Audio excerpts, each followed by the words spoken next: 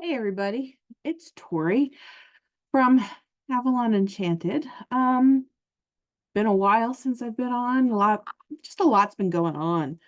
So I'm actually doing a reading today to discuss the 8-8 energy. Been a long week. Um, Couple things which I'm going to talk about once I get on. I'm also broadcasting this on the Facebook as well. So that way I can connect with people there. So I'm going to bring people into that. So give me one moment. All right. There's another card. So I'll share with you the three cards, the A, the B, and the C. But the way that this usually works is you select whichever card you feel speaks to you, and that one just flew out as well. And based upon whichever card you choose, I do a reading for each. And then voila, that is your reading. So A is the Great Period. It's been a long day, like I said. Great Pyramid, mystery and ceremony. So mystery and ceremony. This is one, or A, whatever you want to call it. I'll do a reading for that one in a second. B, or the second card, is Nut, stars and timing. B. I'll do a reading for that card. And then C, Ptah, alchemy and creation. So alchemy and creation. So I will do a reading for that one. So again, just a lot going on. This has not been a normal Lionsgate. And I'm also just reminding people that there is still space here at Jamestown for our Lionsgate ceremony, which we're holding on 8/9 in the Gypsy Tent here in Jamestown. And it is actually a Blue Lotus tea ceremony as well. So if you've ever worked with Blue Lotus, you'll know that it has a lot of amazing properties and effects, and helps open up different parts of your brain. It helps open up different parts of your intuition and so on. So there's still spots available. You just go on to the Avalon Enchanted Eventbrite page, and you can purchase your ticket there. I also have, that just flew. I also have another event that's coming up in September that I want to talk about too. So I'm actually going to talk about that one after the reading, because right now I'm just focusing on what's happening with tomorrow.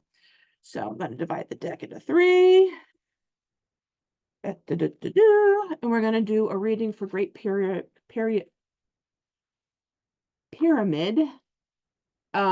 mystery, and ceremony.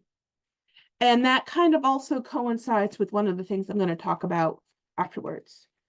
So we got King of Cups, and we got the Page of Cups. We're going to ignore the barking dog across the street. The Hierophant. Beneath us, Two of Swords. Above us, the Three of Cups. Six of Cups, excuse me. Two of Wands. Eight of Cups. The Sun. That's the, as I usually say, emotional, personal kind of feeling. Outcomes, we got the Page of Swords, Queen of Wands, and the Ten of Cups. And there was a card that flew out of the deck, and that's the Eight of Swords. So, what can we expect?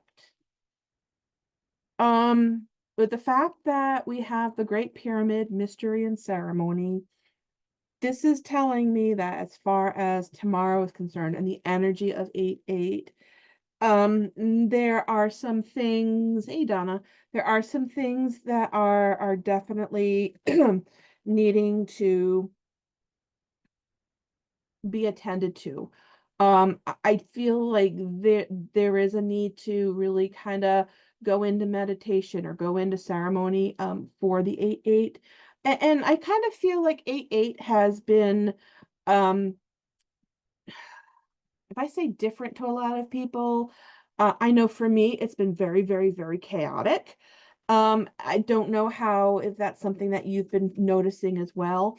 But to me, there's a need to pay homage to the 8-8 energies.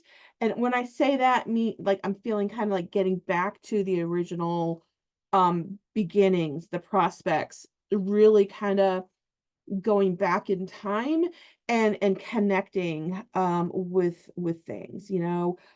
So there really is a need to kind of, I know we can only kind of go forward, but in this case we need to kind of do or focus on ceremonial work that really ties in our past. And it could tie in our personal past, it could also tie in our past with just the overall energies of 8-8. But there are going to be some decisions that are going to need to be made. You know, we have um some things that I always say the Two of Wands is like, what direction do I go in? You know, I have two options. And so if you are in the process of trying to figure out a decision on something, allowing yourself the permission to kind of um go back to basics is kind of where my head is at with what I'm seeing here. Okay. It's interesting because we have the Eight of Cups, which, as I always like to say, it's the screw it, I'm out of here card. So there is almost like a nod of going off to greener pastures. Um, but the emotional part, I should say the emotional house is the sun, which is amazing because with the Lion's Gate, it's all about solar and it's also all about Leo. Okay. So that's important.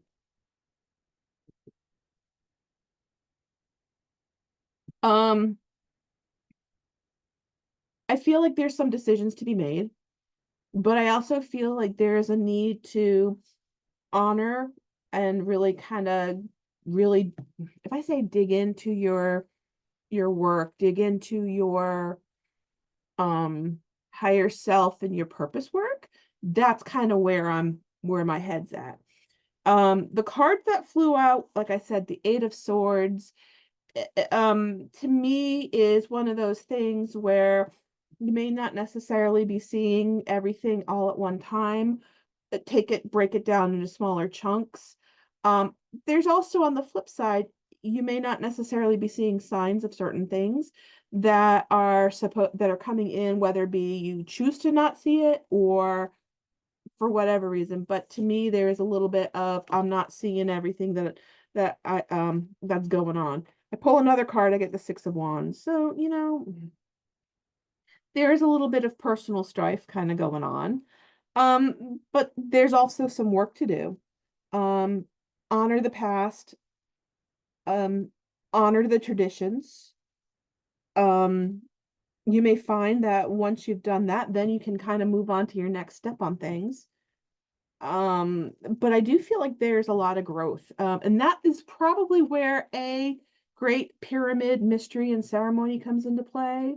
So to me, this is take the time, take the opportunity to lean into this 8-8 energy, this Leo energy, to kind of help direct you moving into the next few months. You know, um, even though this is a focus on 8-8, you know, we still have, you know, the rest of August, September, October kind of coming in. And it's interesting because with the cards that I'm seeing and with this deck that I'm using, I'm seeing the sun and I'm seeing the sunflowers, right? But I'm also seeing the Queen of Wands. What does she have? Sunflowers.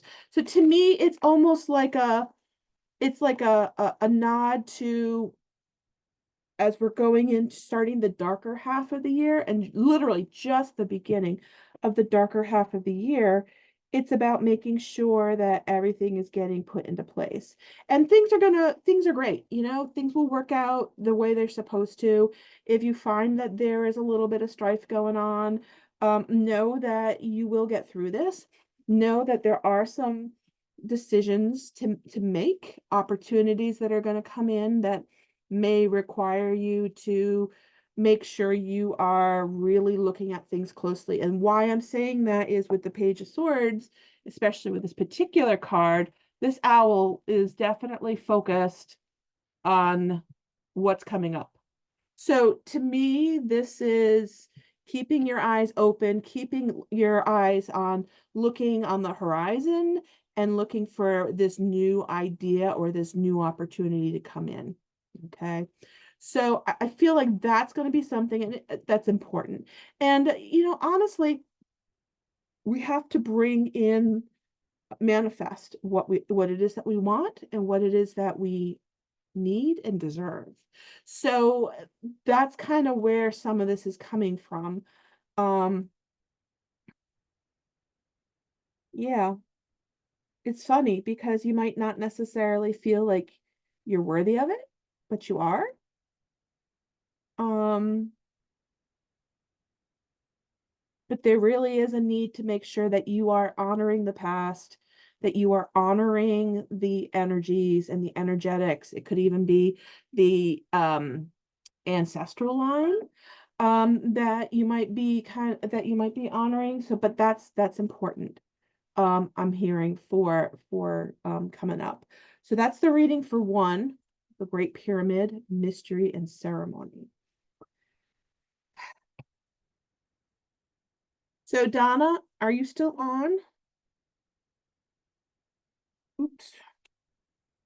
If you are, just let me know, because I want to talk a little bit about or remind you to make sure that you bring your statue with you on September 7th, when we do the blood moon ceremony, which is actually something that I'm really excited about. Um, Even though we do have space available for this coming Saturday, hey Alicia, this coming Saturday, Sekhmet Lionsgate ceremony, and it's actually a Blue Lotus tea ceremony in the Gypsy tent.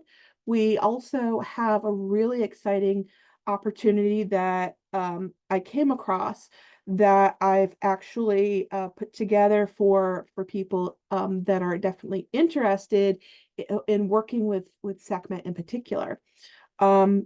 So in that situation, this is an event. It's actually a brunch that we're hosting, or I should say that I'm hosting on the 7th of September in order to honor Sekhmet and also to honor the blood moon. We're actually working with a group of practitioners, um, hey there, Alicia, all over the world. And this is why this event I found really jumped out to me. It's actually an event where where what we're doing is we are actually reactivating all of the ancient Sekhmet statues that appeared in all of the different temples throughout ancient Egypt. So it was said that every single temple had, and palace for that matter, had Sekhmet statues at each of the doors. And over time, as things have shifted, the energies have shifted and priorities have shifted, et cetera, the energies of those particular temples, palaces, especially those statues, became dormant. And right now, we are in a process, we are in a place where there is so much change going on, and there is so much that is coming into the planet, where we, if you are attending with us that day, we are actually connecting internationally with the 7 pillars of Sekhmet, and we are connecting with the energetic grids all over the world to reactivate all of these ancient statues. So we are also not only activating the ancient statues in ceremony at the brunch, you'll have the opportunity to bring your own Sekhmet statue with you. And we will also activate that statue too. So statues, for those of you who probably know, are vessels. They're vessels of to hold the energy of, in this case, Sekhmet, and her energies to help us with healing, to help us with a lot of different things. Um, she's the goddess of healing. She's also the goddess of war. And sometimes we need to kind of tear things down in order to rebuild things and rejuvenate things. So we, as practitioners in this particular ceremony, are taking this opportunity to connect with these other like-minded statue keepers, as well as um, actually people that are on the ground in Turin, Italy. I'm going to be activating one of the Sekhmet statues in Boston. Also, someone's going to be activating the Sekhmet statue just outside of Las Vegas. So I believe someone is actually going to be activating some of the statues that are in the British Museum. So we have about 37, I believe, statue activators all throughout the world.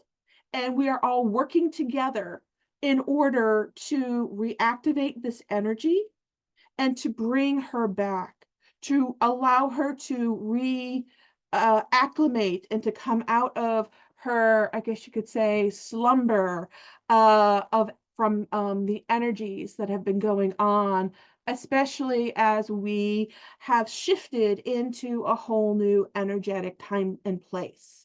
So that is what's actually going on September 7th. So people are coming about 11-ish, 11:30-ish. I'm going off the top of my head here.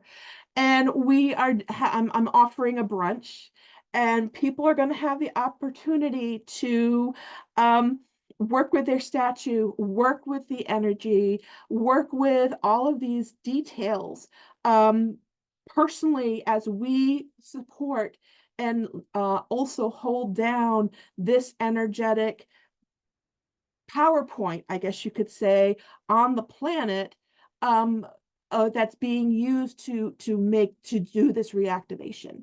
So that is where this is coming from on the 7th. So it's actually kind of a big deal. And energetically speaking, I feel that people who will be participating in this are going to really not only have an opportunity to commune with Sekhmet, but also have an opportunity to be a part of this really historical and energetic power shift.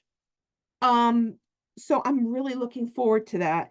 And I do hope that if people are interested, they will go on to the Eventbrite page and purchase your ticket. It is running from, like I want to say, like I said, 11:30 to about 3:30. So it is a longer session than normal. But we're going to be going through and doing like a cleansing. We're going to be going through and activating your statue. We're going to be going through and also participating in this international event that that we have coming up. Okay, and we're actually harnessing the energy of the blood moon to do this. So that's what that is all about.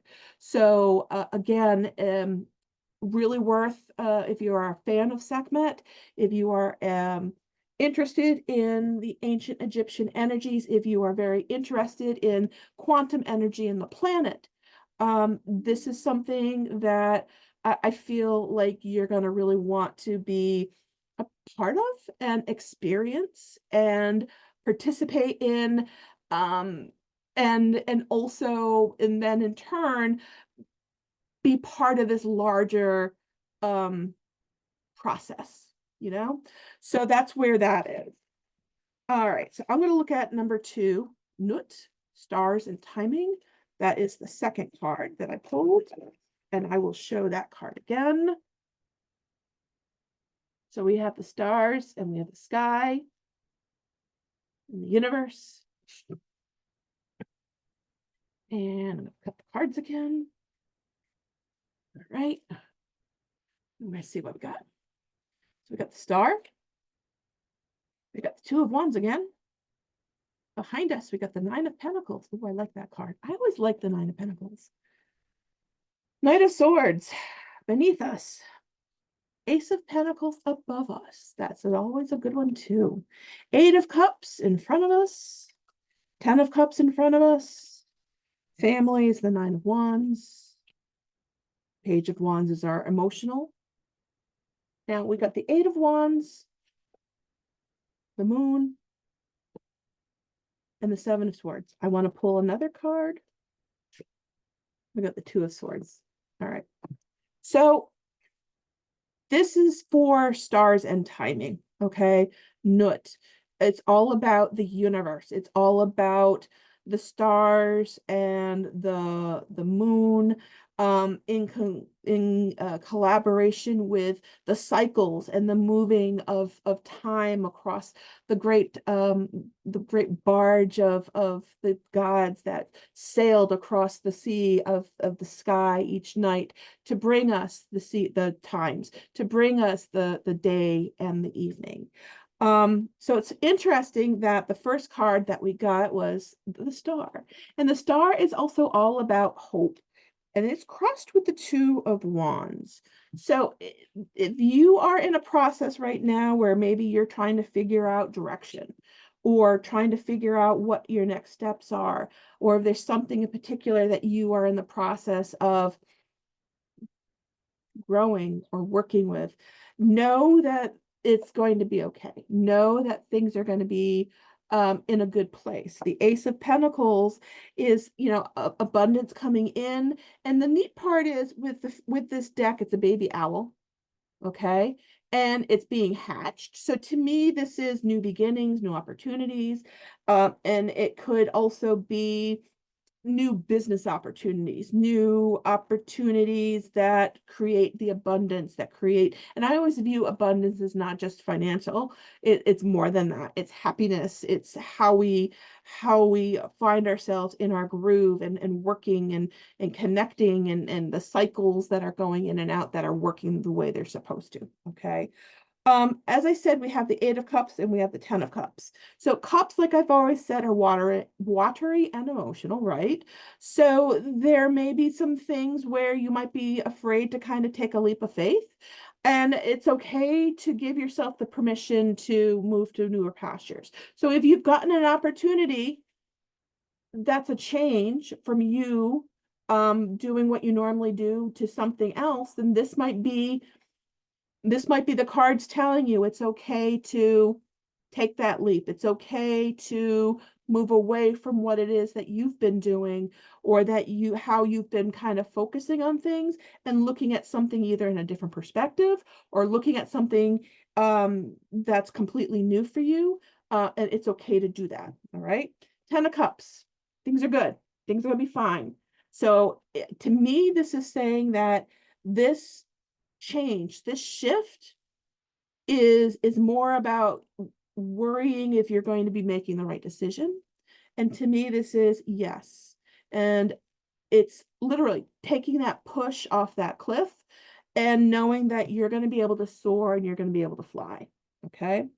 9 of Wands, you may find that it might be, it's not going to be easy. Life never is. We all have these life experiences or these opportunities that come in that kind of kick our what, but we learn from them. So if I pull another card, I have Temperance.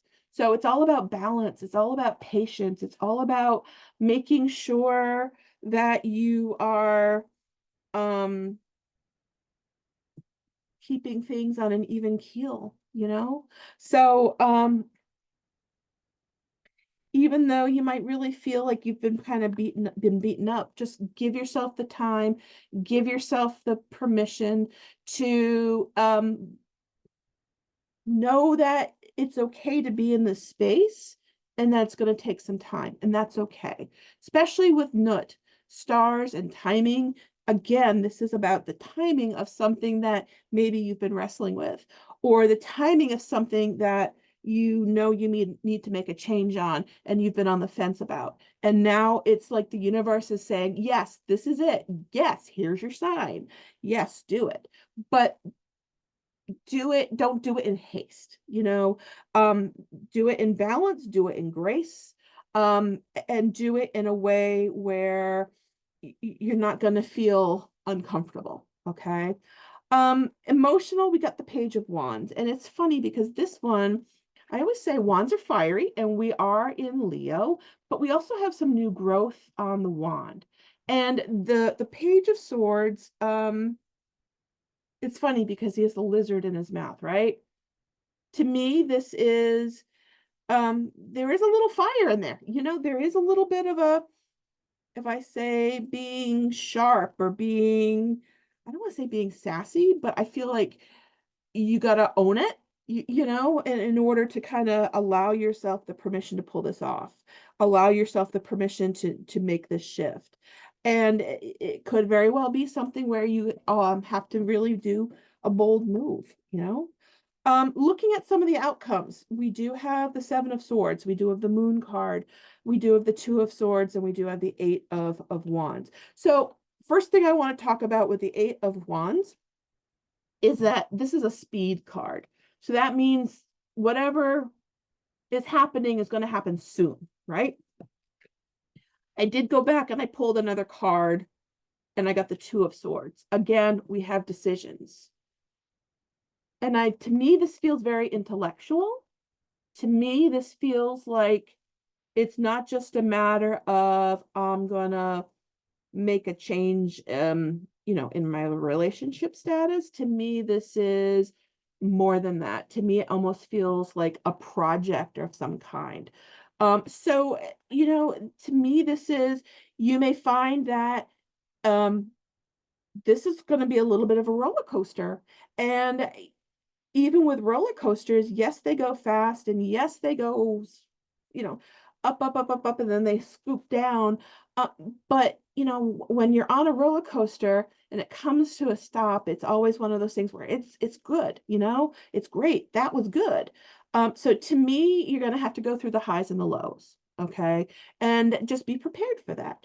You're not gonna see the full picture on things. So if you keep on trying to push to have the universe show you everything that you need to know about this and then some, you're going to get some pushback. Okay. So sometimes the universe will keep blinders on us so that way we're not looking at stuff in our peripheral. Sometimes it's one of those things where they want us to focus on certain things before we get too far ahead of ourselves. And to me, this is one of those things where it's going to happen, but it's going to need to happen. Take your time, do the work now, do the work through it, and be patient for things. Okay. Seven of Swords, that one is always a little bit of a tricky one for me. On,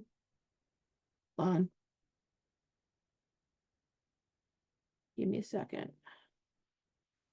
Um,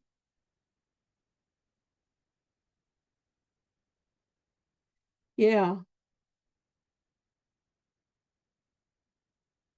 Yeah. So with the Seven of Swords, it allows you the opportunity to maybe come across some things that different ideas that maybe you've already interacted with before, or people that you've already interacted with before. Um, it helps you ascend your journey. Um,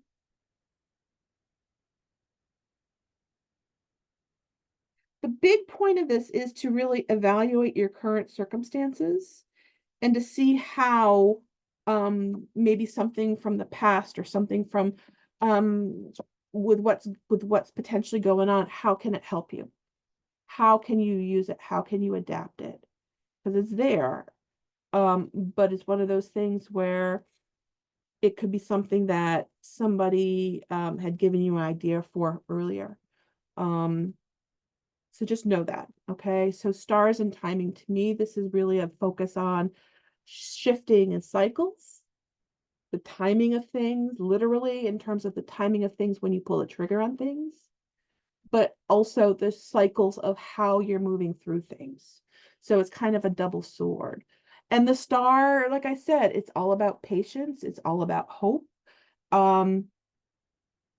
which is important. Okay, so Nut, like I said, is the sky. And really, in this case, the sky is the limit. So things are good. Be excited about it, but know that you're going to need to roll up your sleeves and work for it. Okay. All right, so that's Nut or B or two, whatever you want to call it. So yeah, I'm really, like I said, really excited about the event on this Saturday on 7/9.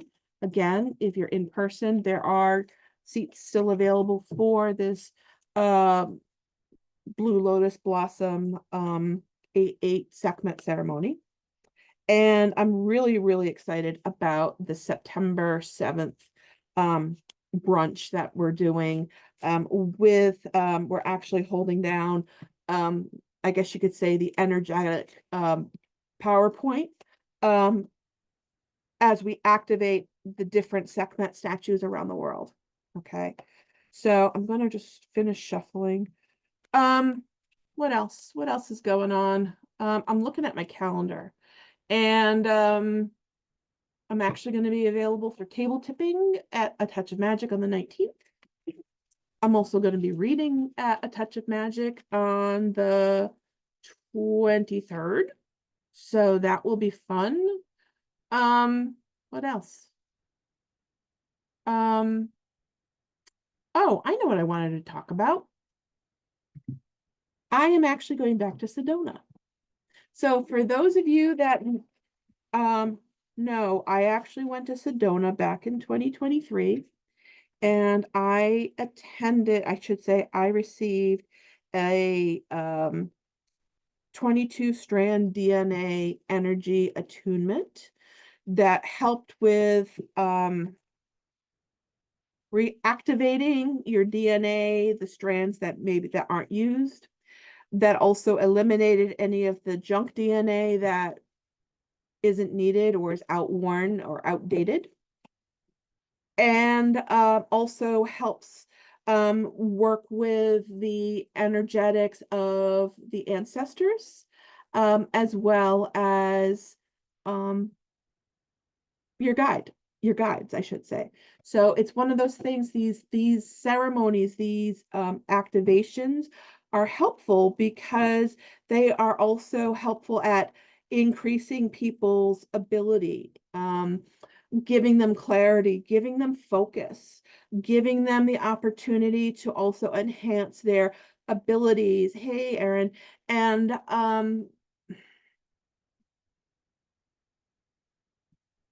giving themselves the permission to fine tune their work, and see things from a different light.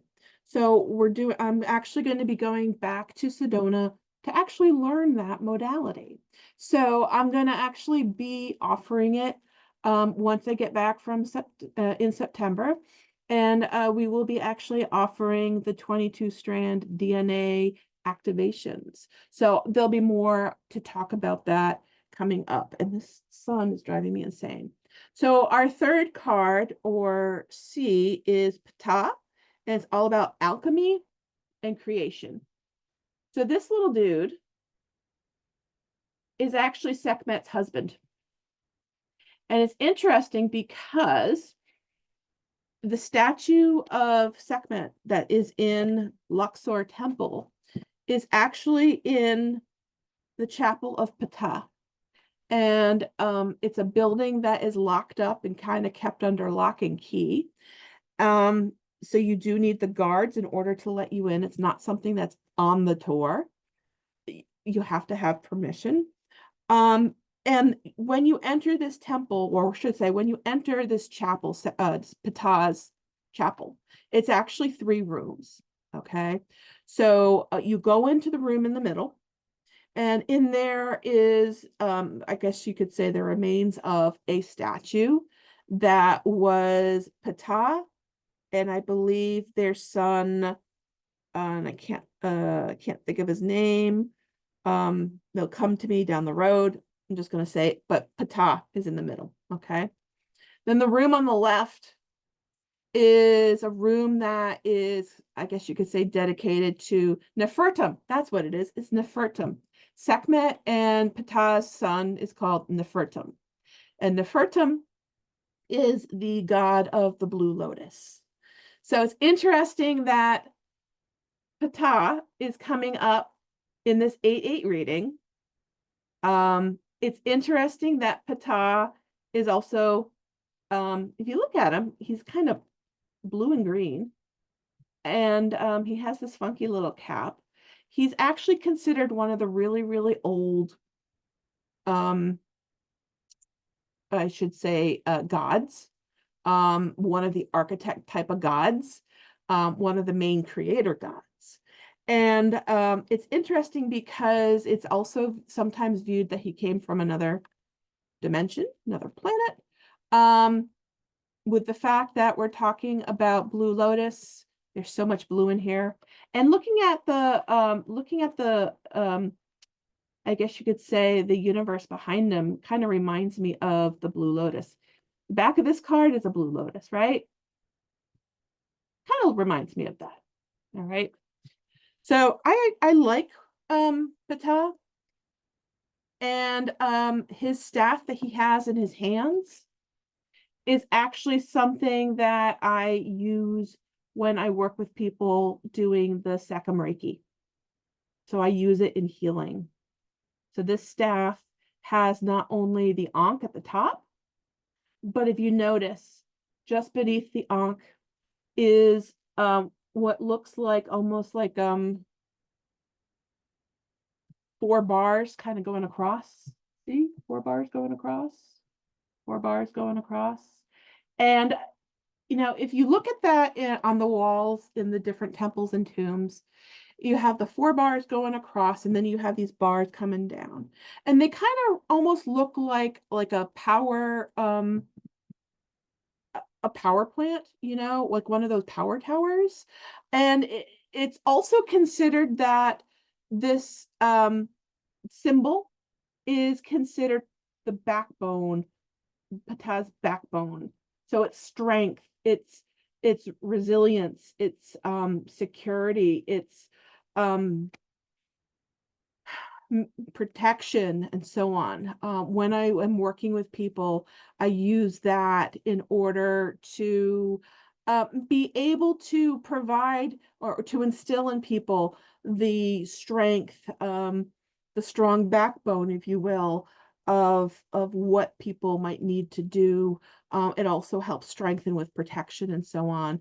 And as people are opening up, it's important to have that strong energy that is also very settling.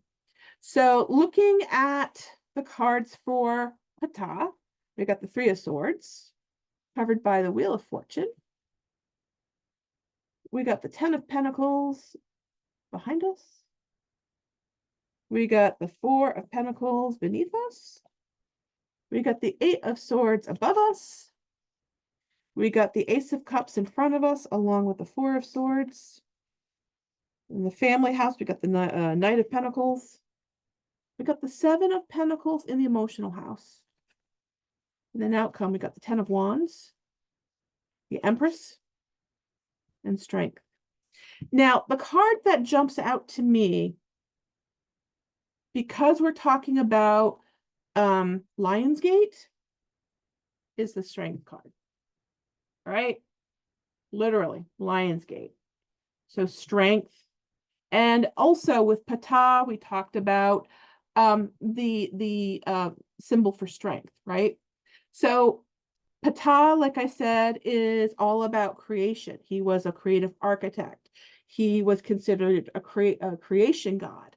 Um, he's also someone that was all about alchemy, energetic alchemy, turning something into something else. Another one that does that is Merlin. Um, and also, I would kind of feel somewhat to degree, Osiris might also have a little bit of that ability as well. But we have this ability of shifting energy, about using these dimensions in order to be able to bring this energy through, in order to remove this energy that's not wanted, and keeping it in a place that is strong and durable and stable. I'm hearing stability is critical. So we have the Three of Swords, which is always one of those cards that I don't like to see. It's usually about a loss of something. Could be like a heartache. It could be um literally medical heart issues, or it could be um feeling aggravated, or it even could be a change in relationship. And across that we have the Wheel of Fortune. All right. So Wheel of Fortune to me is always about a new cycle beginning. So an old one ending, a new one beginning. So there is something here that's really showing that maybe you've been in the process of going through some type of secular change, whether it be relationship wise, whether it be work wise, that you have either been putting off or that you have just been through, and it's causing you to really kind of feel a little bit out of sorts, and to feel uh absolutely, it could be a longtime friend. Absolutely. So Eight of Swords, to me, this guy is kind of adrift. And there's all these swords that are around him that are preventing him from moving. And he's also not looking at things. So to me, this is maybe blinded by the situation. Um, but also the thing that I'm drawn to with this particular Eight of Swords is he's on a drift of ice, right? And sometimes we need to literally cut some things loose in order for us to move on.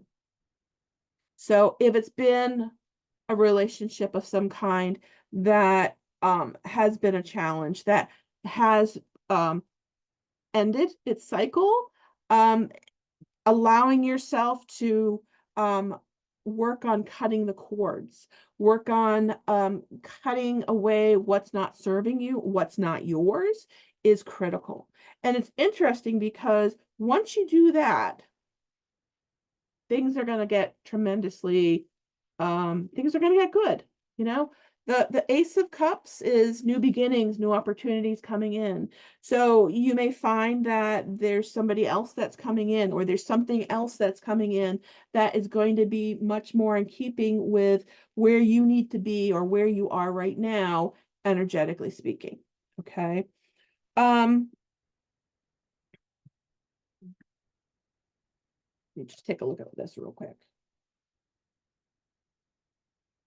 This is a deck I don't usually use, so sometimes I get a little thrown from not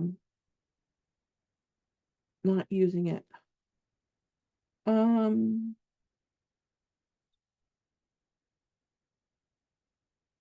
let's see. Okay, that makes total sense. So the reason why I was looking at this is a respite card.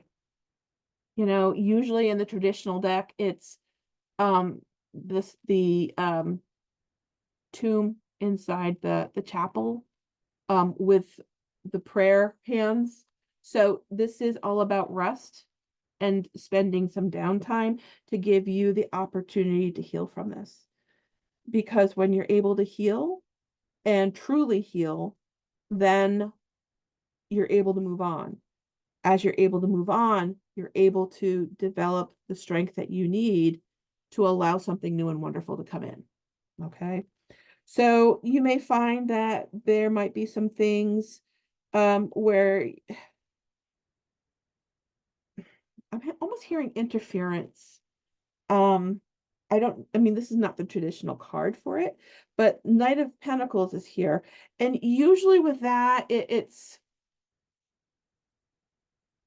someone that's being kind of a smart, you know what, that is very active, very animated, might be a family member, or it might be family that is wanting you to act a certain way. I pull another card, I got the Ten of Swords. So to me, this is one of those things where take what they say with a grain of salt. Um, and you might find that you need to kind of keep them out of this decision process. So if they're telling you that, you got to, pick up and move on and do it right way, no. If you find that you have somebody saying you made a mistake, you shouldn't have done that. No. Things like that. The emotional, though, is the Seven of Cups. And this is something where there's a lot going on emotionally in your head. And maybe there's a lot going on that's physically going on. Okay. Maybe you're juggling too much. You have to simplify things. You have to thin out the garden. You have to thin out this area to allow something new and wonderful to come in and grow. I'm hearing you're stretching yourself too thin. Okay. So with this, this is all about alchemy. This is all about creation. And you need to be rested. You need to be in a good place mentally and emotionally, and not kind of being distracted by all these different things. Okay. So if you are having your squirrel moments, then this is a reminder to quiet those things down, um, work on prioritizing them. And if you need to say, I can't do this right now, say that. Also, if you need to say, or ask for help, I should say, if you need to delegate or ask for help, don't be afraid to. Um, Page of Pentacles. Yeah, new announcements coming in. King of Swords. Now it's interesting because King of Swords to me is always about it's their way or no way. It's something that's very rigid, but swords are very intellectual, they're very airy. So, and the sword can either cut you or protect you. So you may find that this is business related, or if this is something that is, in some cases, relationship related, you might need to kind of literally instill the being the King of Swords, where it's your way or no way, and not be somebody's doormat, not be open to changing just to please somebody, but you need to stick to your ground rules. You need to stick to your intentions with that. All right. Try not to get overwhelmed with all of this, because there are times when you feel like you're on top of things, and there are times when you feel like, what am I doing? So, the Ten of Wands is always like carrying the weight of the world on your shoulders. So again, don't take on too much. The Empress, I want to talk about that card, because this is a card that is all about new opportunities coming in. It's also all about being in a good place, fertility. So the Empress here, you can see she has all this around her. And, she is someone that is key in bringing in new things, bringing in new ideas. So to me, this is where you find yourself once you've worked through some of this stuff. Okay. Again, we have the Strength card. So you can kind of see these cards to me work well together. To get to this, you gotta literally stop doing this, carrying the world on your shoulder, thin stuff out, take the bull by the horns and really focus on creating your vision so you can get to this. Okay? So you can get to this. So that's kind of where we are with 3, with Ptah. And Ptah, like I said, alchemy is literally making that change, that energetic change, taking what you have, shifting the energies of it, turning it into something else. Creations, new things coming in, and maybe using this energy in order to manifest this, what it is that you want to come in or what needs to come in. Okay. So that's kind of where we are with that. So that is, I guess you could say, the reading for the Lion's Gate. Again, I do have space available that is open this Saturday for the Sekhmet Blue Lotus tea ceremony on the night. Just go to Eventbrite. And we also have space available for the Sekhmet activation on September 7th for the blood moon. And if you are someone that feels a very strong connection to Sekhmet, then this is a ceremony that you're going to want to participate in. If you are someone that is wanting to explore some higher magic, to explore more of the energies and working with the quantum energies internationally and worldwide, this is going to be something that is going to be really interesting and to participate in, because you're going to have the opportunity to help hold down this energy, to help raise the 7 pillars of Sekhmet, to help bring this energy through for Sekhmet and to reactivate these statues that is so desperately needed. Okay, so I hope everybody enjoyed that. If anyone has any questions, hit me up. If anybody is interested in a reading or an energy healing, like a Sekhem healing, let me know. I actually am available. Well, technically, I am available all day tomorrow. I should say for part of the day tomorrow. I'm also available all day on Saturday for the ceremony that starts at 7. And I'm also available in the evening on Sunday the 10th. So you can either do in person or you can do remote. Either is fine. But yeah, there's a lot that's changing. There's a lot of stuff that's rapid change. So maybe right now it's really worth it to kind of see where things are and gain clarity that you need as we work through this and we work through the next 3 months, because that's really, things are going to be changing rapidly. I'm already feeling it. You know, the Lion's Gate opened up technically near the end of July, and it peaks on the 8th and closes by the 12th. So this is not like a normal Lion's Gate energy that I'm used to, that I know other people are used to. This feels very different. It feels a lot more raw. It feels a lot more primal power.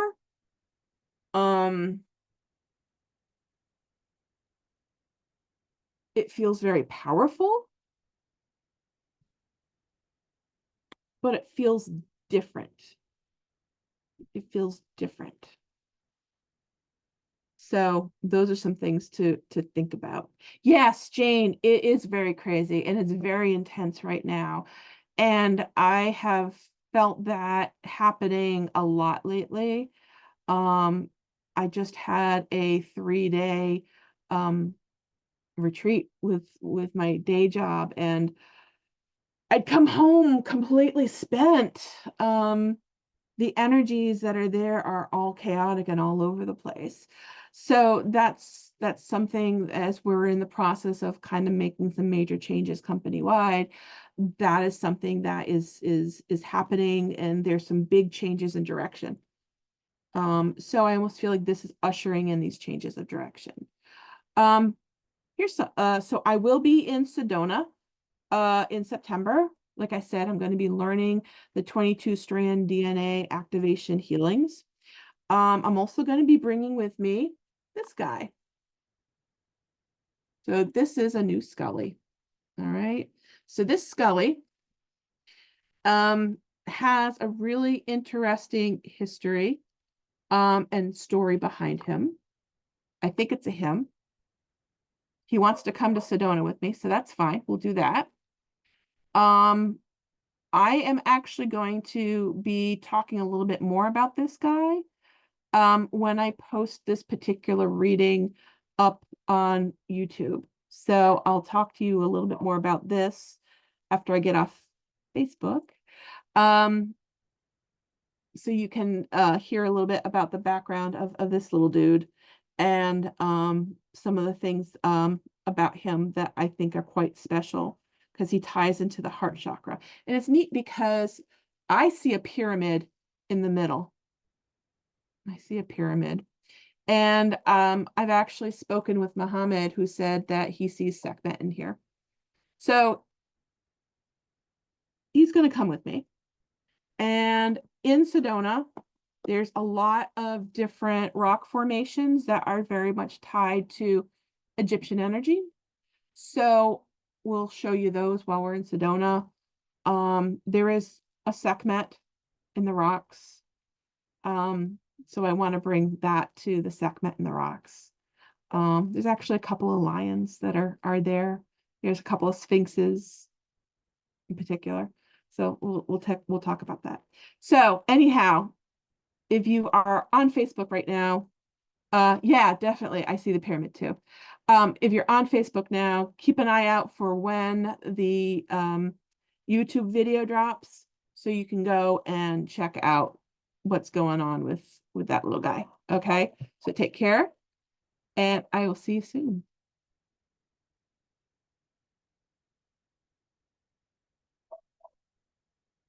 So let me just do that real quick and end that. So I wanted to talk a little bit about this guy. I think it's a guy. I'm not 100% sure. Like I said, it does have Sekhmet in it. So I need to kind of do a little bit more with it. But when I took my class with Kyle Gray, actually, on crystals and on crystal skulls, he actually is a keeper of one of the skulls called Sedona Boy. And Sedona Boy is actually a skull that came from Sedona, Arizona, from one of the shops. And he was identified as being a major old powerful skull energy that was found in one of the shops. And so he was activated and lived happily. I'm not quite sure who with. He lived happily for quite a while with one keeper. And then I'm not sure how long ago Kyle Gray became his keeper. And when Kyle Gray became the keeper of Sedona Boy, it's something that tied into very specifically the heart chakra and the old world energy. So Kyle actually worked with some skull carvers to create some new skulls. So these are modern skulls. This one's a modern one. In India, it's made out of a special crystal. I can't think of the name off the top of my head, but it is made out of a special quartz crystal, Lemurian crystal. That's what it is, Lemurian crystal. And with that being said, skulls were selected that had the same frequency as Sedona Boy, and then activated with Sedona Boy's help. So this guy is going to go back to Sedona, and we're going to activate him as well. So I do need to do a little bit more in sitting in ceremony with him. Like I said, when I spoke with Muhammad said that he saw Sekhmet in here. And it's interesting because when I actually put the Sekhmet statue face over, or this over the Sekhmet statue face, you could really see the details. So it was kind of interesting. So with that being said, yeah, this I haven't had a skull like this. I've had them like this. This is Winston, and he's a star traveler.